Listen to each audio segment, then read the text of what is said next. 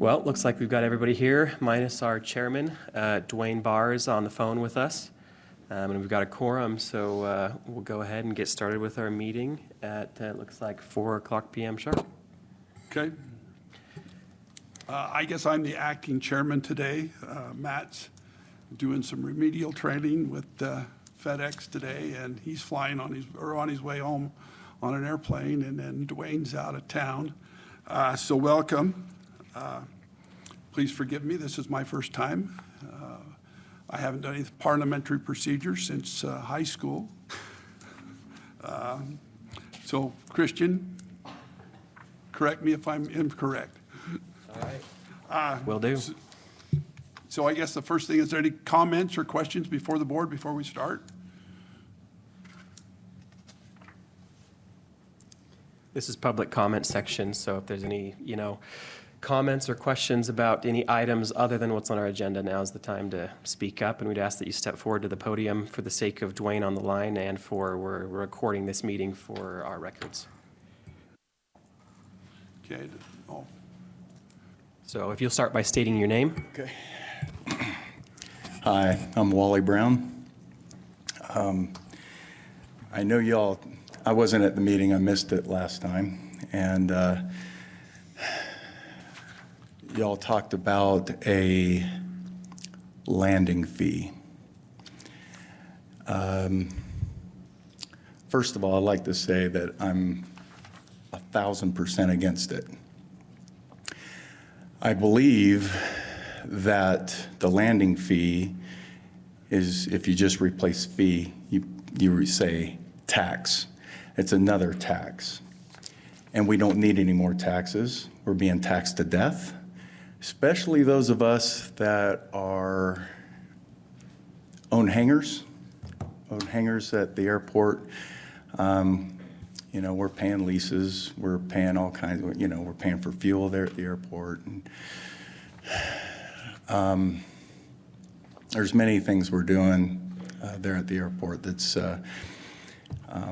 covering whatever we think we need an airport landing tax for. So I'm against it. I don't want to see it happen. I feel like I said, we're being taxed again and again and again. Those of us that it's a hobby, fuel's going up, everything's going up, parts are going up, and me personally, it's hard to keep up with it and then get taxed when I touch the ground.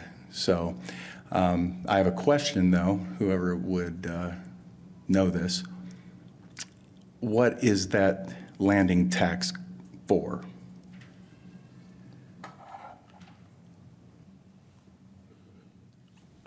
Right now, this is just public comment, so those discussions are for a different time. Okay. I'm happy to meet with you in my office anytime, Wally, though. So just let me know and we can meet and sit down and talk about some of those finer details. Okay.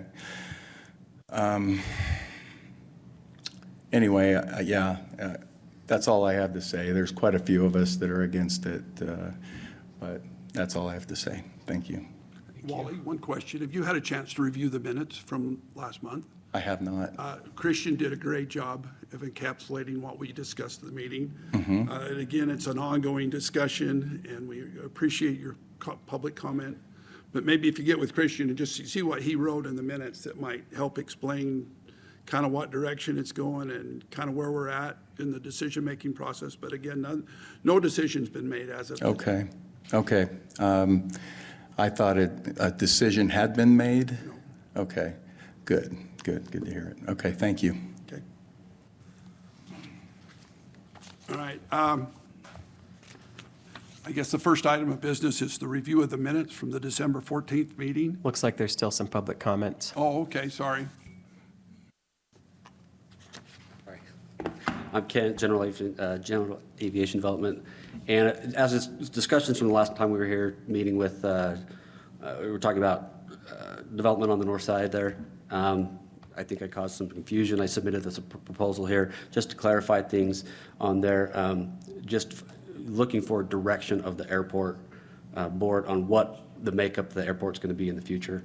Are we going to service more as a corporate? Are we going to cater to small general aviation? Are we going to do a combination of both, other than just we want to look like Scottsdale? What does that look like? Businesses-wise, small airplane-wise, are we going to have a grass strip like we have out in front of Patey's hangar currently, out here? But just for that clarification, it was more of a something for a clarification for the future direction of, I think I confused some people on that last week. Thanks. Okay, thank you. Anybody else?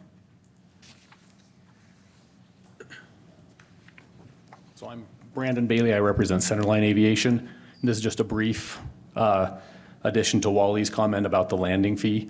We are also opposed to the landing fee. We do recognize that there is a demand from the city to try and make the airport pay for itself, which I believe Patey's development and some of these other developments will probably long offset that. But as the owners of the school, there's actually started been some discussion about possibly moving the school to a different airport just because of the way that it's going to be an untenable solution for us as a tax-paying business to be able to manage that. So I just wanted that on the record on behalf of the school, that it is a fairly large concern for the logistics and management of a landing fee for the schools.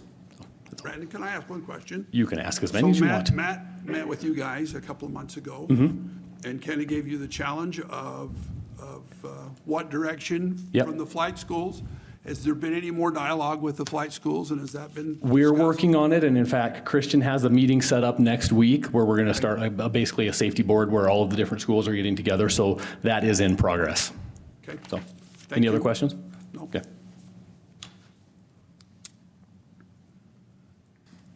I was just going to comment, if there's like a flight school safety meeting, if you'd like, and you may say, absolutely, Mark, you're the last person we'd want there, but if you'd like someone that's flying airplanes in and dealing with the flight schools to be there to offer perspective, maybe do a 10-minute viewpoint for the schools of here's what we're running into, here's some solutions we think from this side of the issue, I'd love to come be a part of that, so. Monday the 16th. Okay, I'll send you details, Mark. okay. Just something I forgot to mention about the landing fee. From what I understand, it was, somebody had told me, I could be wrong, but the landing fee was to kind of slow down traffic around the airport. We do have a lot of flight schools, and they do create a lot of traffic. Somebody had told me we have 7 or 8 flight schools on the field. I think we should put a limit now on the flight schools. If we just keep letting more and more flight schools come in and jam up the air, then it's not going to be conducive to the pattern traffic. That was discussed in detail last time. Okay, cool. So, yeah, I was just going to say, let's chop off the number. You know, the ones that are there now, great, but from now on, let's not let any more flight schools go in there. Then we won't have an issue with that.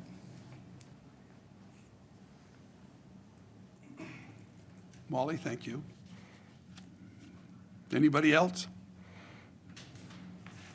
All right. The first item of business is to review the minutes from the December 14th meeting. Has all the board members had a chance to review that? Yeah, I failed to print those off this time, but I did email those out several weeks ago, so, Oh, I did, I reviewed it. right. Motion on minutes. Okay, we got all right, Claire Anderson motioned to approve the minutes, and seconded by Mark Patey. All in favor, say aye. Aye. Aye. All right, second item of business. Mr. Hales, you're on the hot seat. So I'm Jordan Hells. I should probably introduce myself when I come up here. So I'm the finance director for Spanish Fork City. The airport is part of Spanish Fork City. So I get to help manage the finances for the airport along with Christian and Chris. There's been a lot of talk about the airport's finances. So Christian and I are going to work on preparing a more comprehensive analysis of the airport's finances for next month's meeting. Yeah, with the landing fee, I think a lot of people are kind of looking at that. But do you have specific questions I can answer in regards to the airports? My only question is how are we doing on the hangars fees and The the tie-down collections? fees coming in? Are they tracking what you would expect? I know that we've already received like 70,000 on hangars. I don't know. So it's pretty early on to know. Okay, so we'll see that on next month's report. Yeah, we'll have a much better number a month from now.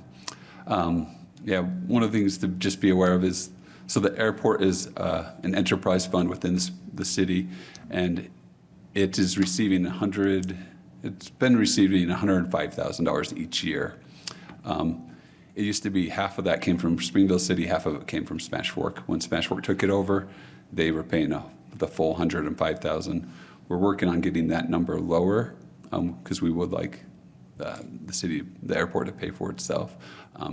The budget for this year is that number is $95,000 coming from the general fund. And like I said last time, you can think of that as property tax and sales tax money coming to help with the airport operations.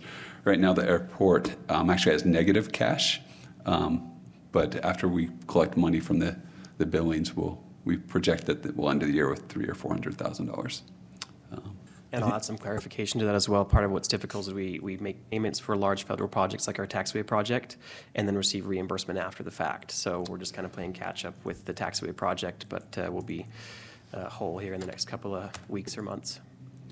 I think it's also important to realize that that 105,000 is not the only subsidy of the airport. So improvements on Main Street, on Dry Creek Parkway, and on 500 West, each of which are in the millions. The airport just doesn't have money for that, and so the city is having to pay for those improvements, which normally a developer or the builder of the buildings would be paying for. So there's lots more subsidies besides 105,000 a year.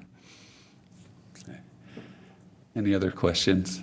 Is there something specifically you would like Christian and I to prepare for next month? I don't know if there's. I think maybe it'd help me as I'm trying to answer questions, Yeah.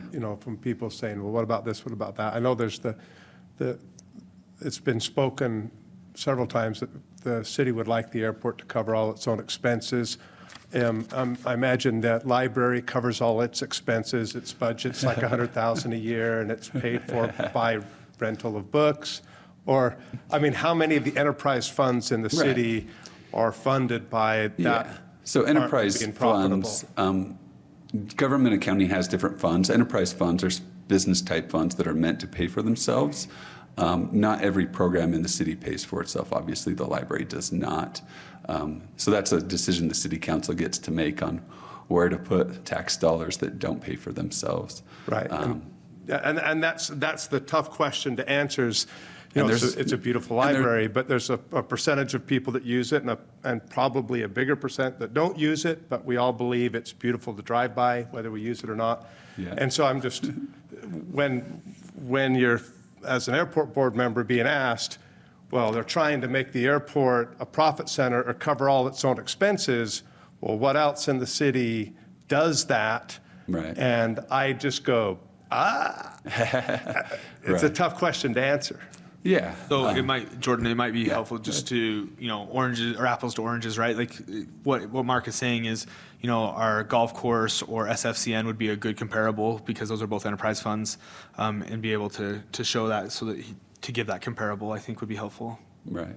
Yeah. So the golf course and SFCN, they do pay for themselves, but there are definitely programs that don't pay for themselves. Sure. And our lucky elected officials get to make those tough decisions. Well, yeah, and right? that's a tough thing because I could say a golf course doesn't handle life flight or firefighter helicopters Right. or all the businesses that come and go out of the city.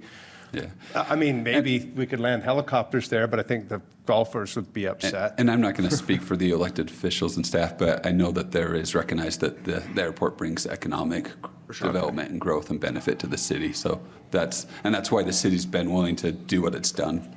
And I think that's probably the messaging that's key to help, is that if the answer to fees or flow rates or hangar lease increases is always, we're trying to get the airport to cover itself, if the messaging was more of, we do a lot for the airport does a lot for us, and we're trying to manage the budgets across the whole city.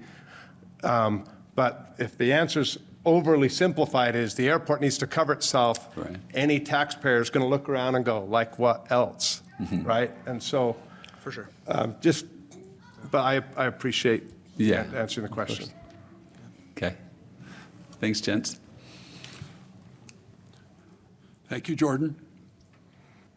Item 3, facilities report. Christian? Okay, we'll jump on into this facilities report. These are our December operations totaling 6,737 operations. That ends our 2023 totals with 79,726 operations.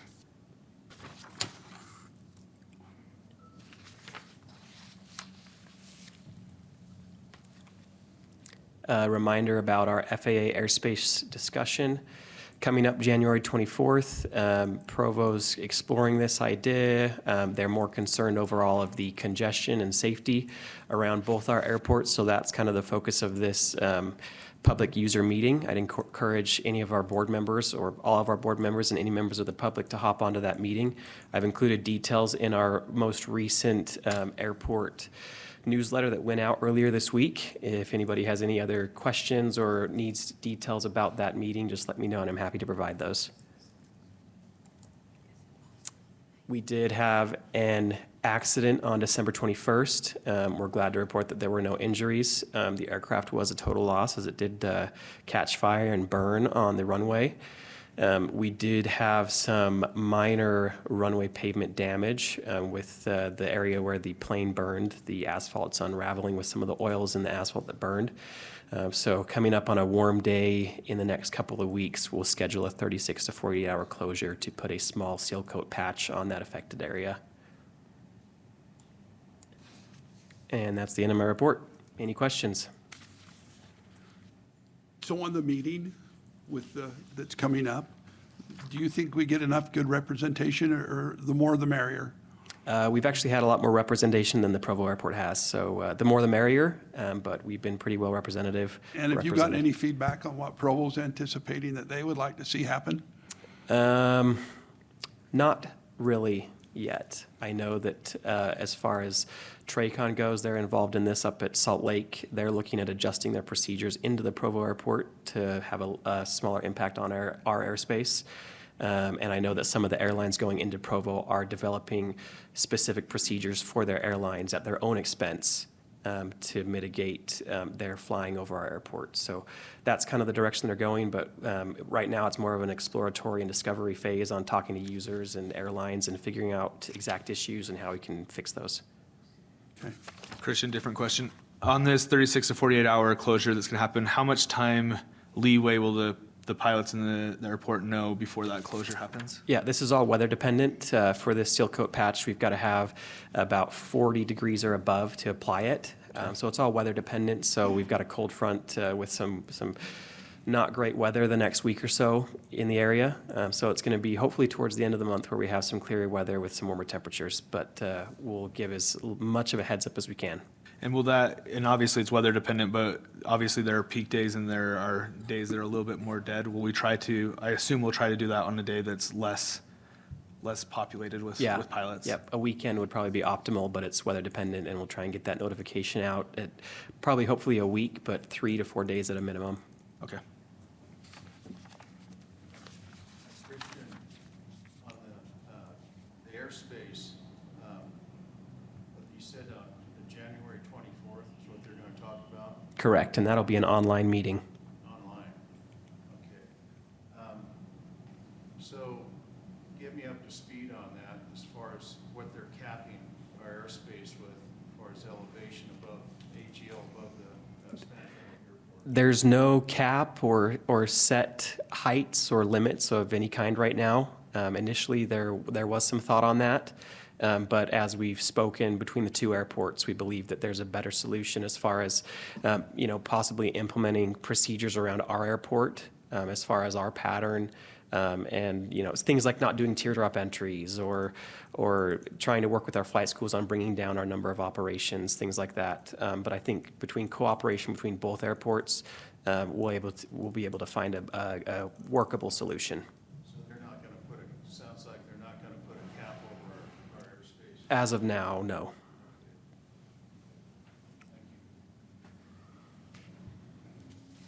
Great job, Christian. Thank you very much.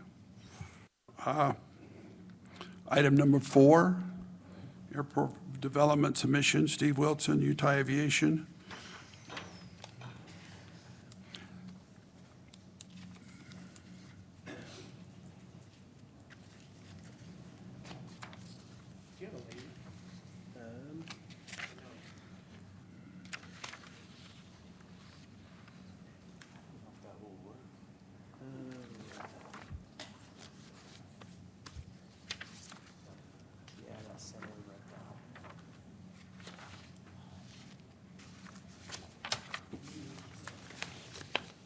And so for each of these consecutive proposals, if we'll just have each developer stand up and give a recap of their proposal, that'd be great. And then we'll review the recommendation by the Airport Development Review Committee, and then let the board make some comments and a recommendation. So we're going to wait and see all 3 before we make a motion then? We can do each one individually. Okay. So this proposal is out at the northwest end. This building right here is the animal clinic, the large animal clinic. We're proposing several large buildings here to be able to house the biggest helicopters that could ever be brought in here, similar to the one that we've had here. That's a Type 1 helicopter. They require this kind of space to stack 2 of them. And then a couple of more rows of hangars. I've talked to Christian actually to try and work this into some shade hangars. Unfortunately, the monster that I have been blamed on creating down there, I think we have, the general aviation, the small aircraft owner has been outpriced, and they cannot afford a hangar. Hangars down there, and the cost of the new ones have outpaced, I think, all of our expectations. And I would like to actually work with Christian. We've had a discussion and taking some of these. There will be another fuel pump right here for the avgas, and structuring this where we could put some shade hangers in here that would make it more bearable for the general aviation crowd that's here. Other than that, it's pretty simple. There is a current road up here. This road has been finished to, I believe, probably a 0.5+10. Does that sound right? Sorry, I was asking a question. Oh, this road here that Sunrock put in is probably it's at least half of the road, and plus probably another 10 feet. So our proposal we would need to do some finishing from this spot here down to cover this frontage. We'd have to bring a sewer line in, water line in. There is water in this road, I believe. There's no sewer. There is no sewer in this road. We'd have to work out a resolution to that. These kind of facilities would need more parking, as you see on here. And this is just kind of a preliminary thing as we'd work through a final plan. We have talked about providing access, FAA-approved asphalt standards to the runway out here prior to this taxiway eventually being built, which will be down the road a ways.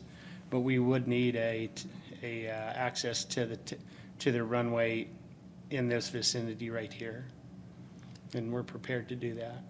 So it's pretty straightforward. Will that just be a temporary access then? No, it'd be permanent.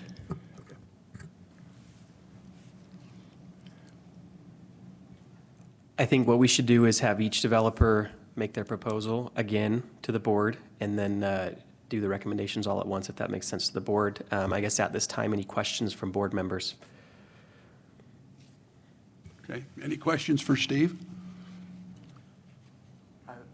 Question I have is, how long before we would expect to get the taxiway on that side?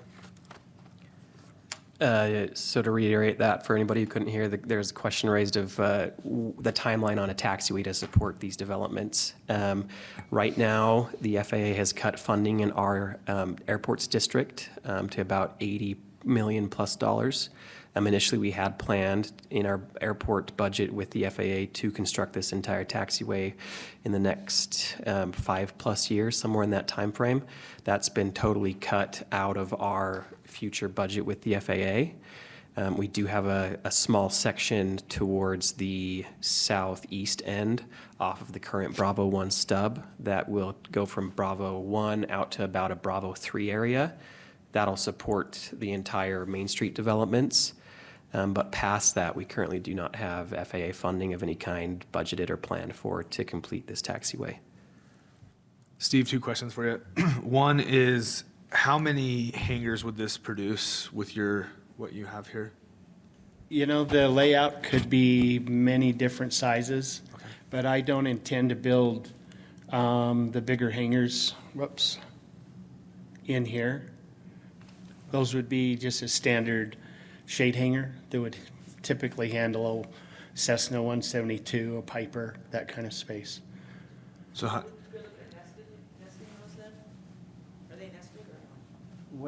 What's the definition of nested? Oh, where the Tails tails over cross? Yeah. Yes. So this is actually fairly wide here. This is a 120-foot profile right here, and it doesn't need to be that big when they're nested, like Kim was saying. So this can be redrawn. and then the other question I had, Steve, is you have the 100, or the fuel dispenser that's up there. Yeah. Will that be in connection with the FBO that you have? Okay. Yes. Thank you. What? Where are your tanks going? Probably about right here. So is this something you're gonna lease out, Steve? Yeah, but I Is would, this gonna work with, in conjunction with the city as far as leasing it to private owners with the aircraft? Or is that something that they're gonna lease from you? they'll lease from me. I would actually like to make some of them available to sell to Okay. different owners. These spots, Uh-huh, each spot will yeah. be for sale. But they will pay a footprint rent just like a hangar does. I'll just touch really quickly on the taxiway question again, as that's going to impact all 3 of the proposals. Whatever the board recommends is kind of the next step in this procedure. What the Airport Development Review Committee will recommend to any of the developers, if they are approved by the airport board, is that ramp space with tie downs be built out to the edge of the future taxiway, and that taxiway elevation and limits be done by our engineers prior to these developments, so we know the future height and limits of that taxiway, and in the future, that taxiway can be built up to adjoin with that ramp space. That way, that ramp space can be used as kind of temporary taxiway until a official taxiway is built. We would also require that runway connections be built to this ramp to FAA standards and designed by our engineers.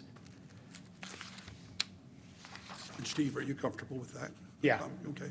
Yeah, I think, and again, like we've seen on Main Street, those design standards, storm drain issues have been tough for both our group and Patty's group to work those issues out. And so, you know, there's some natural depressions along here that make sense to keep some of them, but not all of them, to help with storm drain issues.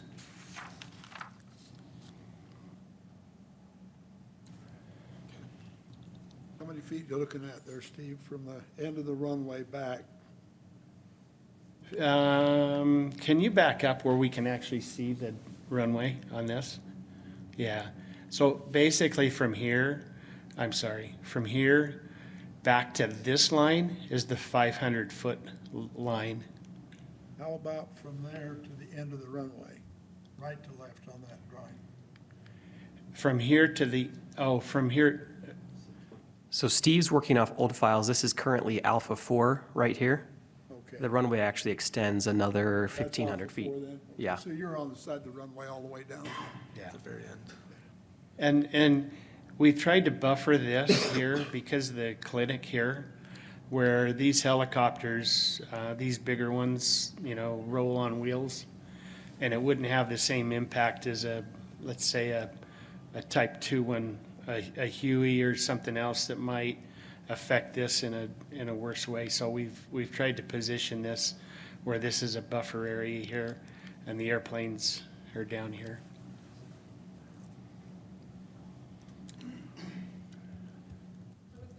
Sorry, Steve, would those helicopters be spinning in those locations as well, and throwing? They start up. Right, well, that's what I mean, but like, cause that vet clinic that area's all field. Yeah, but Dusty and dirty, right? So- Yeah, but just starting, they're not blowing any. Okay. But yeah, once they start taxiing, they're blowing a little, but. Yeah, okay, I just Not if they're didn't know if that's taking gonna off. make an adverse Yeah, they're not situation blowing for like when they any lift animals off. or the dirt that's in that area going If everywhere. only the airport wasn't there.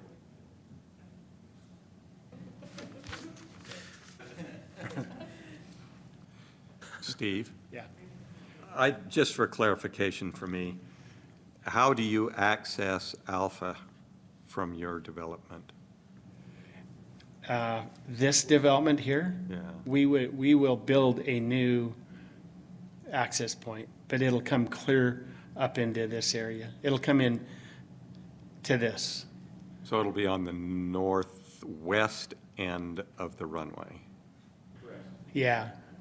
This whole thing is on the north, it's the very northwest end of the city property there. So if you go to the north of it, this is the Sunrock building up here, direct northeast. I was just looking at some of these other developments that will be to the southeast of you, Yeah. and then they will access Alpha through your development. Well, I think further down here, they're gonna need to have their own access points to really make it realistic. Then that would cross runway 30. No, because runway 30 is right here. And all of these, this black is the future taxiway. Okay. And so, but we would have to build it we'd have to build access from the runway right here up to this point. And then this would, like Christian said, this would have some tie-down spaces here. But that way, everybody could come out, roll onto this to access the runway from there. Brian, you are correct, though, that if they wanted to reach either end of the runway, either runway 12 or 30, they would have to cross Alpha 4 right there and then take Alpha to Alpha 6 or Alpha 1 to take Right. off, Right. or back taxi. Thank you.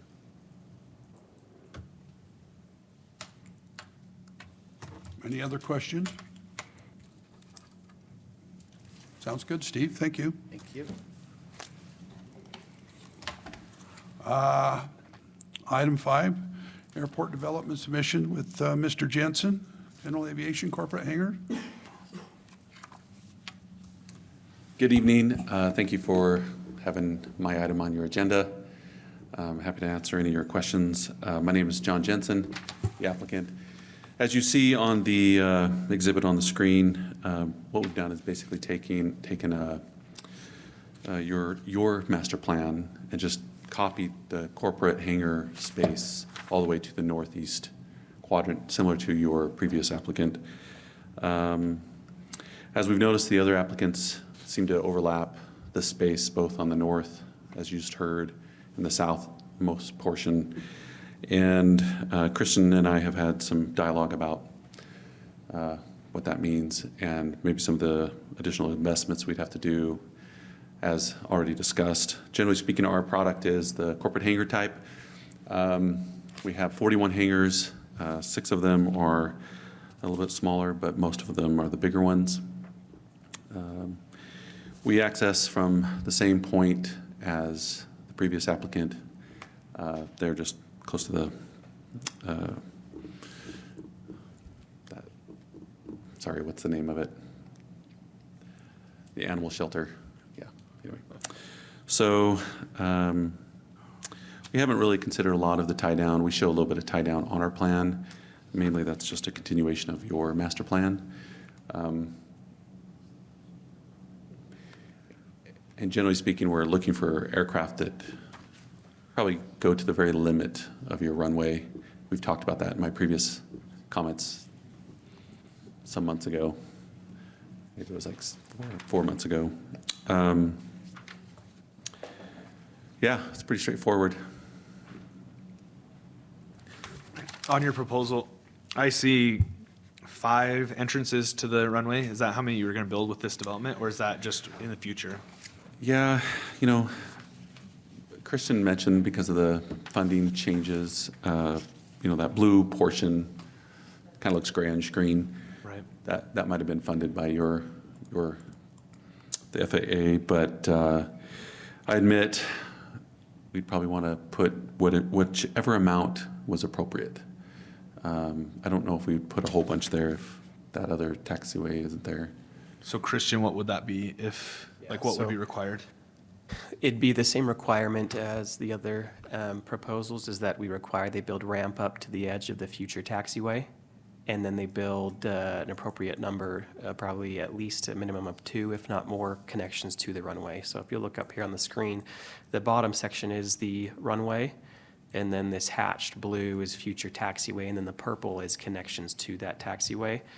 This is a screen snip of our airport layout plan and master plan. What we'd like to see is pavement from the edge of this hatched blue taxiway all the way up to hangar faces. You know, that provides more tie down, and then temporarily, without a taxiway being funded, we would have this open ramp space of several hundred feet all the way up to the edge of a future taxiway for those aircraft to move around.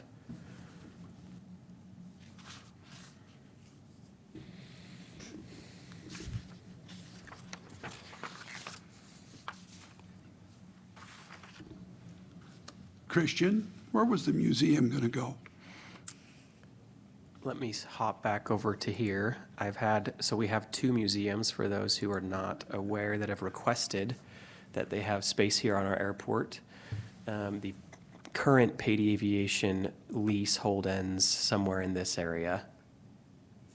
And the end of these proposals generally ends in this area. So we have between 8 and 10 acres central to the airport in this area that will remain open for a future potential tower siting location.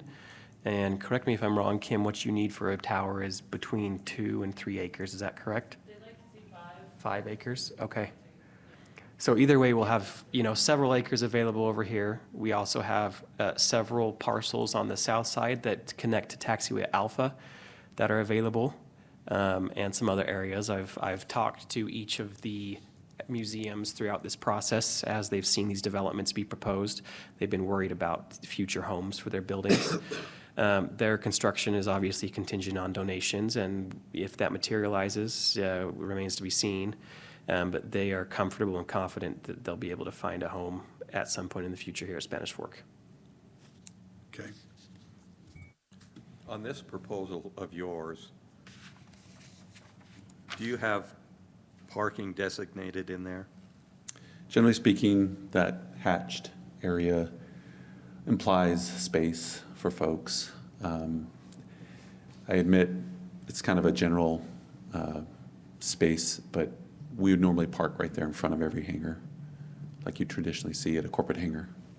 Okay. How many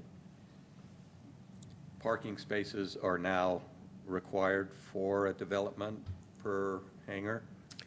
We currently don't have a parking standard in place specifically for square footage of hangars available or number of hangars available. But that's something that we'd like to address in the airport board, in the Airport Development Reviews Committee's recommendation to the board. So we have addressed that in our recommendation that we'll read off following this last development proposal. Okay, because that's one of the critical things that we've got now is not only tie downs, but parking for the hangars. We have congestion in front of hangars. I think everybody knows that, or on ramps in bad spots. So that needs to be addressed so that it accommodates that traffic. I do have questions on. So, Mr. Jensen, how far along are you in your process? You're just here to see if it's doable? Yeah. Have you started any construction drawings? Have you addressed any of the Yeah. issues? Yeah, we The haven't- wetlands, the ditch? Yeah, we haven't gone that far since we don't know if this is a plan that Okay. folks like. Because you have competing proposals, we understand that the airport might have things they have to consider that maybe our project, you know. We had a legal question over here. I'm okay. Okay. Any other questions for Mr. Jensen? All right, thank Okay, you. Thank you. Something about regarding the engineering of all these new hangars that are being established and built. There's a little factor as far as the safety of pilots flying in dusty crosswinds with these big hangars being built. That they do establish they can create a hazard to pilots coming in to land in a crosswind. Has that ever been factored in on any of these buildings at all? For clarification, are you kind of asking about the potential of a crosswind runway or? Well, that would be nice, but The FAA sets the setback. So there's a reason, what we have is called a building restriction line, and that's why you have the building setbacks 500 feet. from center line. Yep, on either side. That's basically set up for in case somebody loses control of their aircraft. They want that distance in case, they lose control, they won't crash into a hangar at, close vicinity, right? Yes. Okay. Now, what I'm getting at is, I've experienced this with over 30,000 hours of flying, that when you got these big hangars are being built, you get these low pressure areas. Let's say you runway 30, you're landing with you get a lot of crosswind in the afternoon out of the south, and we're going to see some ground looped airplanes if we haven't already, because of people losing control of the airplanes because of low pressure areas, because the way these hangars, big large hangars are being built. As the wind blows across these runways, across through these hangars, it puts a blind spot, and then there's a gust area, so there's a surge of air coming across when these airplanes hit. So what I do as an experienced pilot, I have to land past some of these large hangars because it's violent air coming across off these hangars. They're hitting the aircraft that are touching down at your most critical point at touchdown, on your approach end to touchdown with your aircraft. Now, this also can impact you. I mean, you carry extra speed for these gusty conditions, but it can be to the point where an airplane can lose control because of these gusts and because of these large hangars being built. I just I just wondered if there's any factors involved with when they establish these hangars for the safety of pilots for that. I'm not sure if that's something that we can address or look at. I don't know, Kim, if you have seen this at any other airports or know that the FAA is really concerned with this, but First I've heard of it, but I think it's something worth looking into. I think it's pretty serious, because I've seen this. And even when 10, 15 years ago, I would land past some of these hangars, and as they get taller and bigger, with some of these corporate hangars, they create a lot of low pressure areas on a 90-degree crosswind or something comparable to that. It might be good outside this meeting to to kind of express, your design considerations with our engineer. So I think in this meeting, I don't think this is the right place for that discussion. I don't. I just thought it'd be a good time to bring it up since we're talking about building additional hangars here.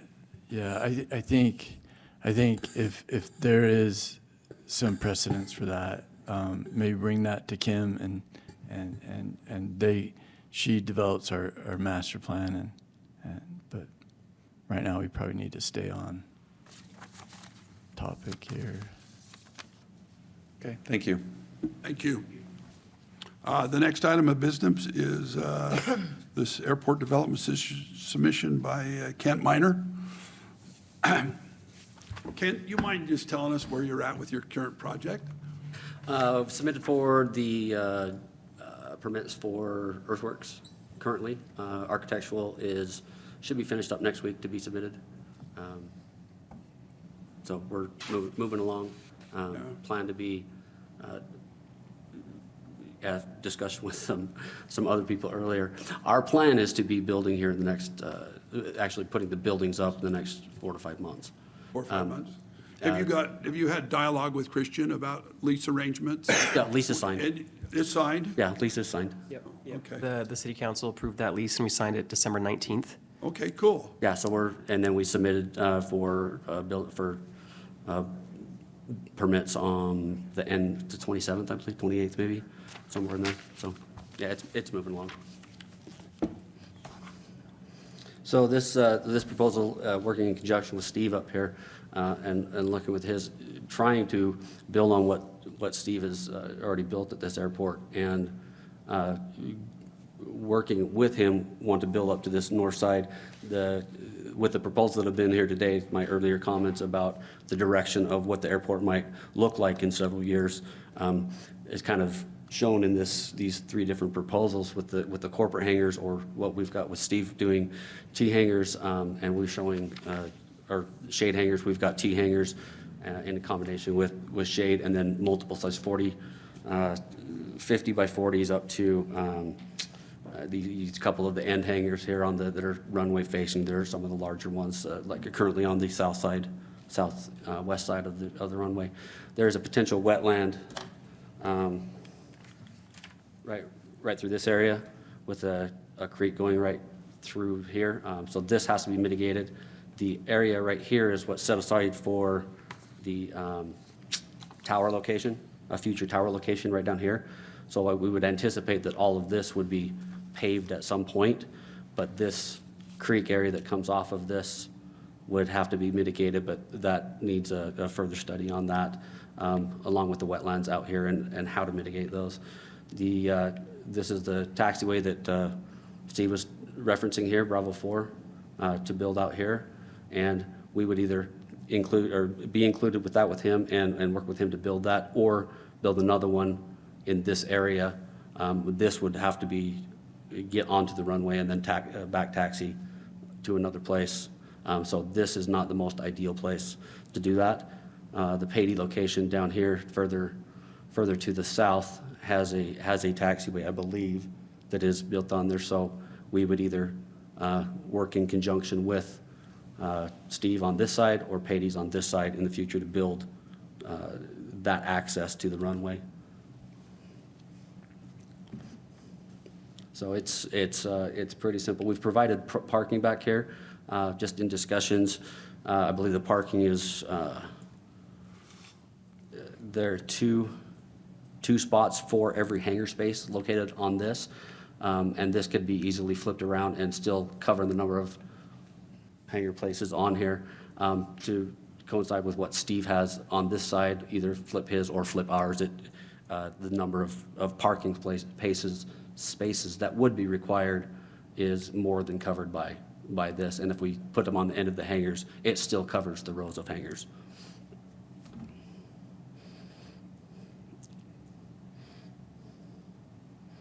Any questions? That would be a phased development as well, so at least two, more likely 3 phases, but that'd be determined. Spacing do you have in the these smaller ones are 86, the larger ones are 110. So these two blocks of buildings are 40 by 50s, and these are 86 feet in between.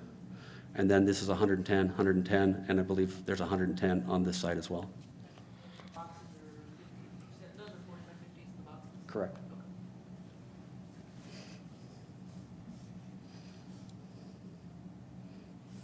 $50 by 40. That was good. Can we talk about that parking? Yeah.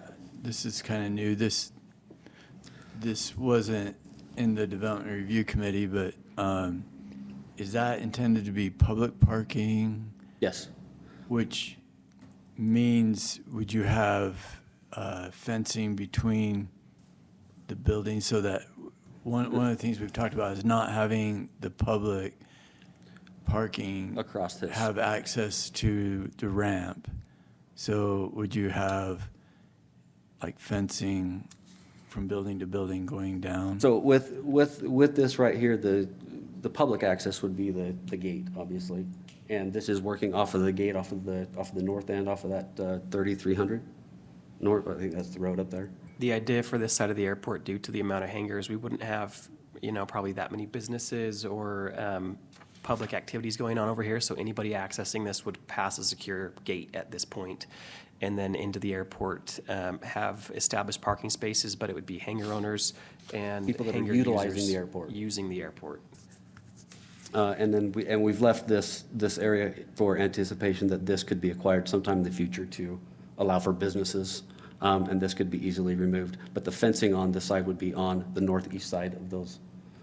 But that can be easily changed to go this way, to put man gates on this side, put a gate in between here and put man gates on each one of these locations, so long as there's still access for people to drive from that gate. And that's something we can definitely work through. Kristen, your comment said that northwest corner would be the access. The second proposal didn't have that. Would that be changed? Because there's not an access there. Yes, that would be the only access point for any development For that all would of go them? on. Yeah, Okay. exactly.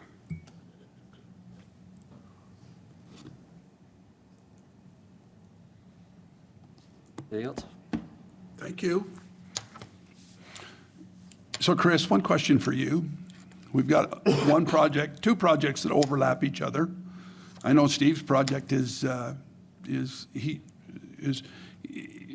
any of these been through to the Development Review Committee?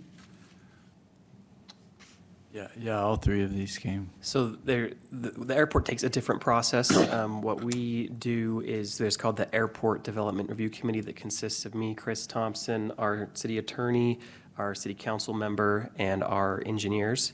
And we review these And prior, and the community development director. And the And chair yes. of the, Yep. Yeah, and I know Matt missed the Reviewed last these. committee meeting, and I've been harassing Matt, what was discussed?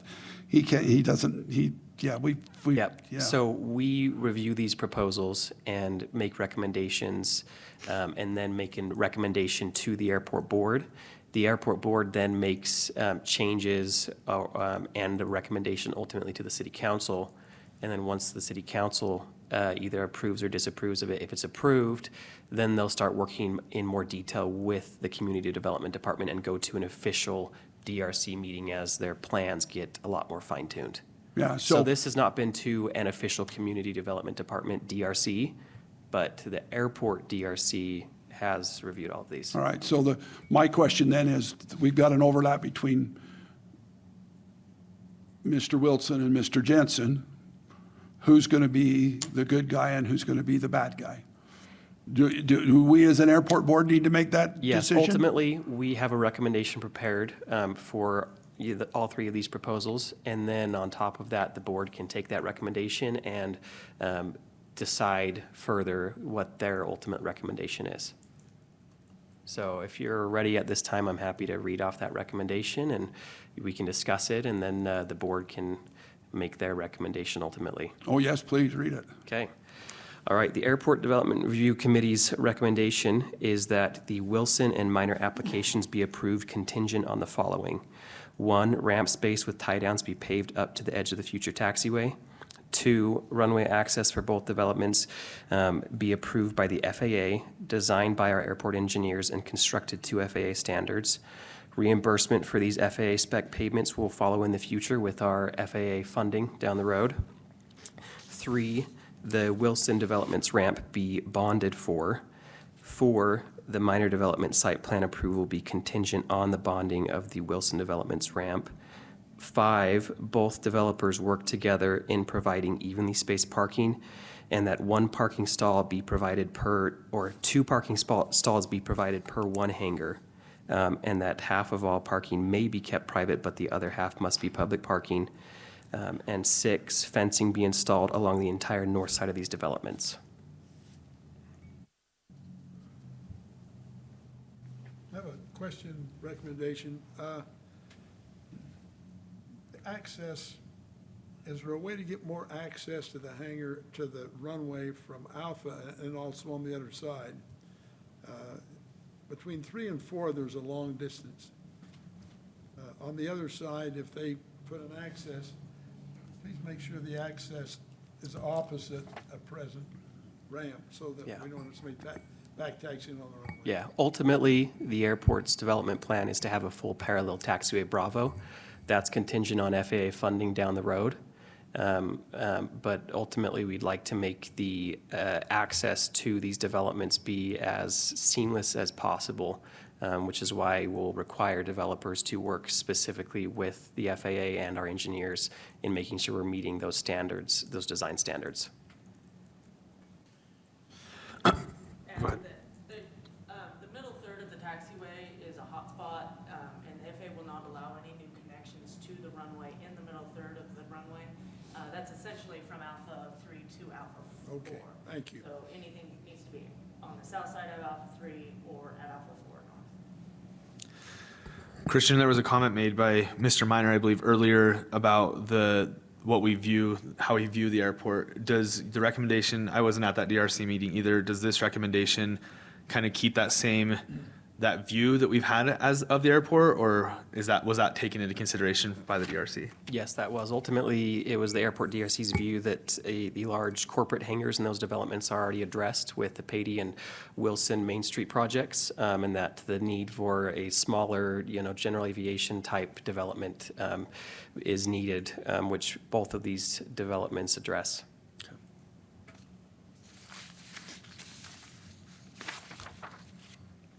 So General Aviation Corporation, that project overlaps both Minor and Wilson's. Yes, so it's the recommendation of the airport DRC that development not be approved, and the other two that work side by side as far as their requests be approved.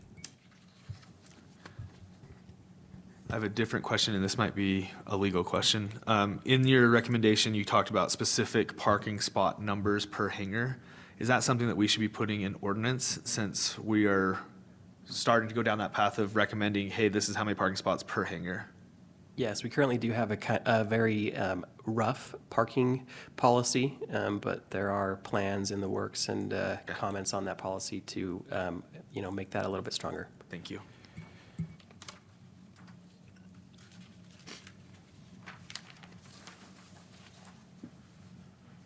I would ask this group, because you're the pilots, does this fit what you have envisioned for the airport? And then also, is this what is needed? Like, right, we have recommendation, but you know what's actually, your boots on the ground, you know what's going on. So I'd like to hear your thoughts. I think that if Mr. Minor and Mr. Wilson put some additional tie downs and some shade hangers on that north side of the runway, yes, I think that will help our situation and bring more people to the airport, or more general aviation type people to the airport. Well, I think we've got enough planes on the ramp who would like to have a shade hangar or a small hangar, that we could take a lot of aircraft off the ramp right now, off of tie downs. So smaller hangars is what we need right now. Does this develop out most of the developable, is that the right word? Land at the airport, because I think that we're coming close with the 2 FBOs that are currently going, some of the other stuff on the south side. Yes, this would take up all of our largely undeveloped land. We'd have a section in the middle of the runway, as mentioned here, and a few small parcels on the south side that are undeveloped, but the majority of the airport would be spoken for. But for big projects, this would basically be the extent of it. Correct. Any other questions or comments? Do I hear a motion? I don't have one Yeah, Chris, can you comment. hear me? Yep, we've got you, Dwayne. Okay, thanks.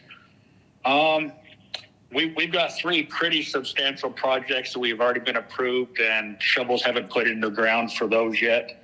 My proposal is to approve the helicopter portion of Steve Wilson's, but put a pause on everything else until we are able to evaluate and do some operational house cleaning, if you will, for our operations and the traffic, and do some due diligence and understanding of what all of these other hangars are going to do for traffic and so forth before adding more fuel to the fire. I mean, right now we're just building a football stadium with 1 bathroom, and I don't think that's the right approach.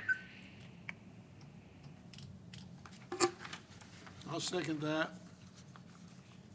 Well, I don't mind, however, I don't know how we can suppress. And I don't say that to be like a completely no-go. I would just say maybe a temporary pause, but that down the road after we do our due diligence, because these were original proposals, they get right of first refusal and a first in line whenever we open it back up. Can we legally do that, Kim? Does that? It seems like kind of favors one developer over another, because if you got in on a different part of the land, then all of a sudden you get the monopoly, if that makes sense. But Or if there was a way to approve it with known understanding that it is contingent on a favorable outcome of that study post those big projects being developed and seeing what that does operationally. One issue is the way that you get improvements to the airport is development of more planes. If you hold off development of more planes until the improvements come for capacity, then it's you kind of prevent the improvements from coming. So it's kind of, I think, curtailing development because the airport is busy is kind of, it's kind of slippery slope, because you don't end up getting the planes that are needed for the improvements because you don't have the improvements, if that makes sense. The other issue that I'd like to bring up is the veterinarian has asked that we really include him in discussions and let him know what's coming. And so I think that would be a really good consideration or contingency for approval, is that at least a discussion with the veterinarian occur with the city and the developer, especially with the helicopter pad right there. I think he would have some real concerns with that and not want to be surprised by that in the future. Just at least this is coming, even if that's what the airport board feels is needed, the sooner he can be apprised of that and talk through the implications, I think that would be a good condition.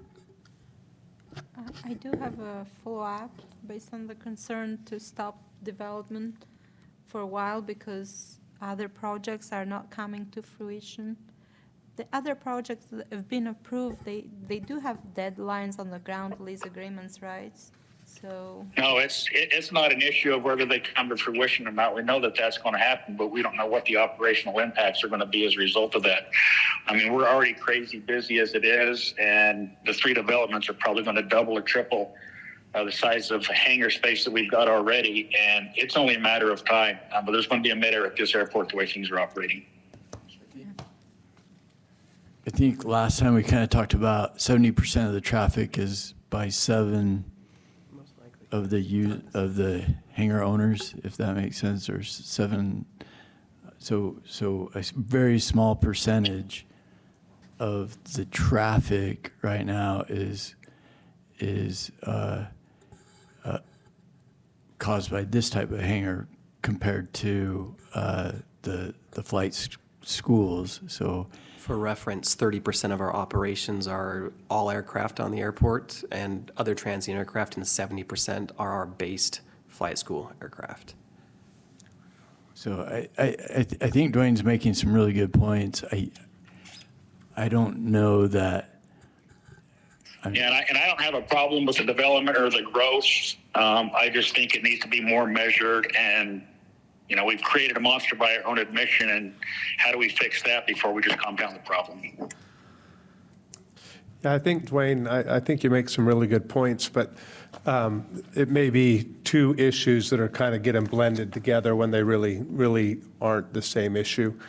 You and I have talked before about the challenge of a pattern that's full, but I think a lot of that can be dealt with education and working with the flight schools so that they can extend longer downwinds and their instructors are aware of our limits and how slow we can fly. We can't get into the downwind behind them because our planes can't fly as slow as they're climbing on the downwind. And that'll be solved in the air and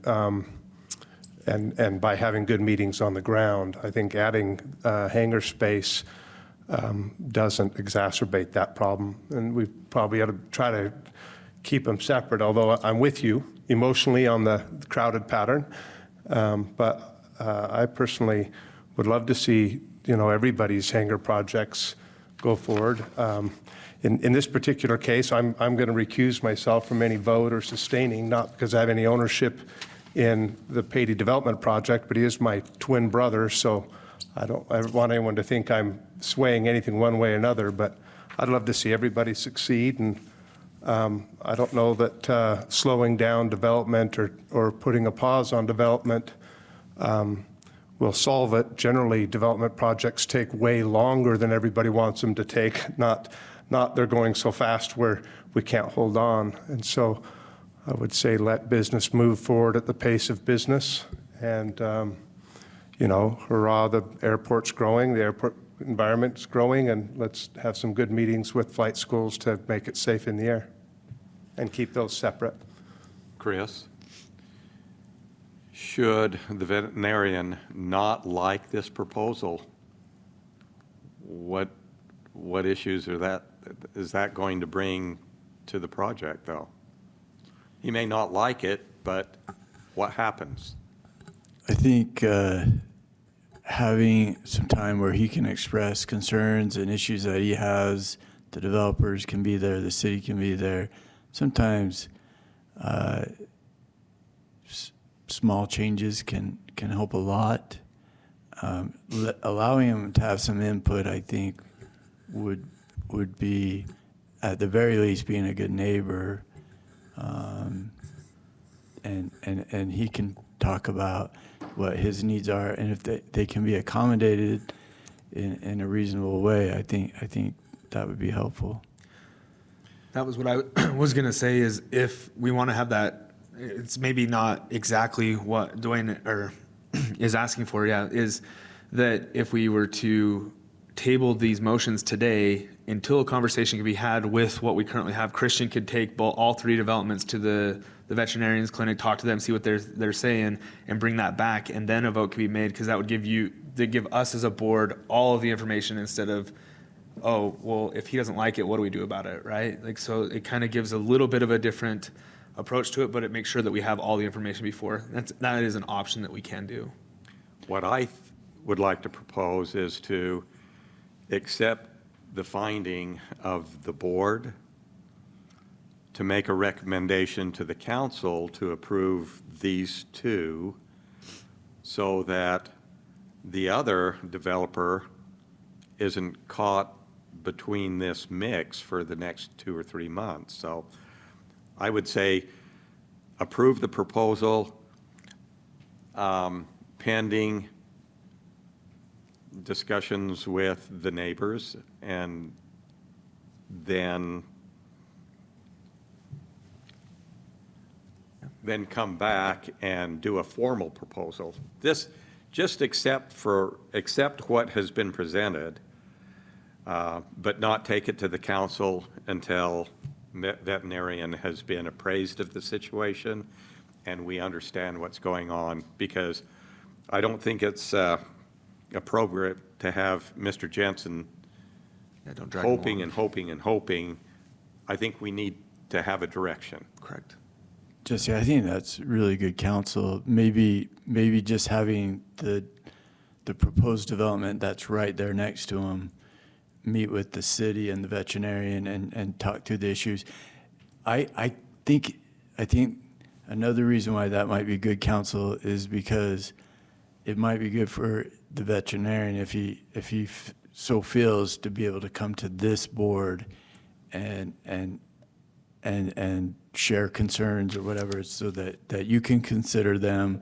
I think you would be able to consider them in a more expert type role than the city council could. And so your idea to maybe table it until that meeting's had, but still say we accept the recommendation on the two proposals. But table approval. Table approval, yeah, that might be, or just give the signal that's where you're Because like you said, headed. I don't think dragging Mr. Jensen along makes sense, but I think maybe, and I could be wrong in this, there was a motion made and a second made, so I do think that we have to proceed with that or move with that at some point, right? Even though we've talked about that motion for a while, but there was a motion and a second that was made. I didn't hear a motion. Dwayne made the motion, I believe, that's Dwayne on the phone, right? Yes, it is. And then you Blair seconded it. seconded it. So there was a But motion. Steve has a second. comment. Steve, do you want to voice? I am totally for meeting with the veterinary clinic. I think that's necessary.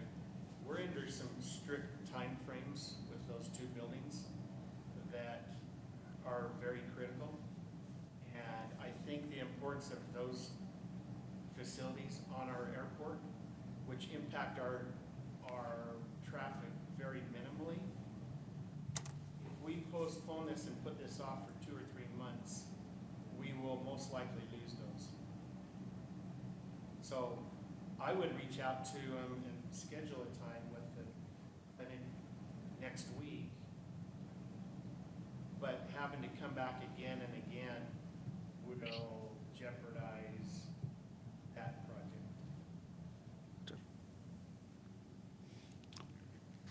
So I guess our first question is, do we need to do a vote on the motion by? Now, let's see if we want to change the motion. Okay, all right, thank you. We'd have to ask, because he made the motion. I mean, your suggestion that we. Well, both he and Brian's suggestion. We would be better served to do that. And the point being, the traffic issue is not all these hangars. The traffic issue is flight schools that are pounding the ground 16, 18 times a day per airplane. And another way that you can do this is you can add that as a condition to the approval.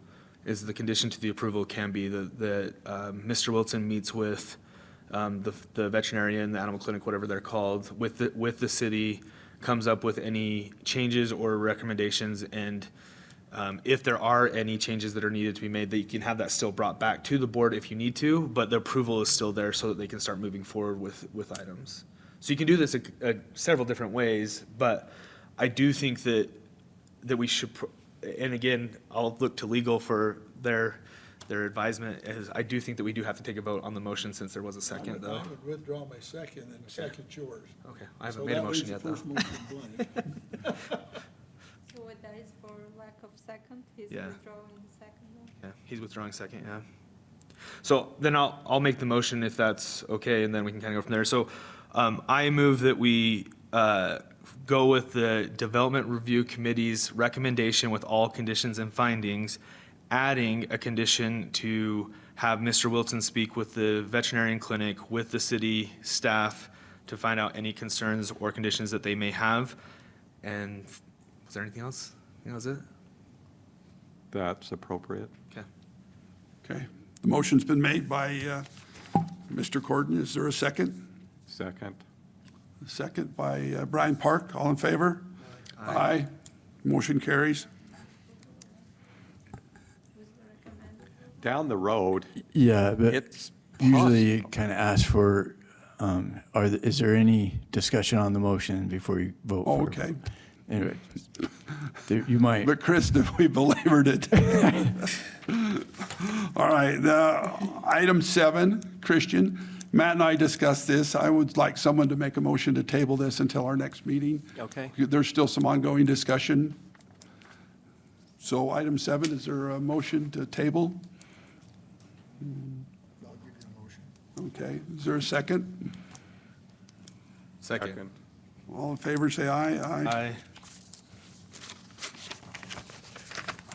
All right, last item, any other concerns or items that need to be brought before the board members or public?